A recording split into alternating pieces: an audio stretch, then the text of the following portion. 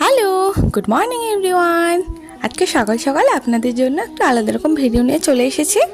আজকে সকাল সকাল একটু পুকুর পাড়ে গিয়েছিলাম, আর দেখুন এখনও গাছের পাতাগুলিতে শিশির জমে আছে। এই গাছগুলি হলো এক ধরনের ফুলের গাছ, হলুদ কালারের ফুল হয় এই গাছগুলিতে। সব ঘাস আর গাছ এখনও ভিজে ভিজে হয়ে আছে শিশিরের কারণে। আর দেখুন কত সুন্দর লাগছে, শিশির বিন্দুগুলি গাছের পাতায় পড়েছে। আর চারিদিকে বেশ হালকা মৃদু হাওয়াও বইছে। তো এই ফুলের গাছটি আপনারা কারা কারা চেনেন, আর এই ফুলের গাছটির নাম জেনে থাকলে অবশ্যই কমেন্ট করে জানাবেন। আর সামনে যে সবুজ সবুজ দেখতে পাচ্ছেন ওগুলো হলো ধান ক্ষেত।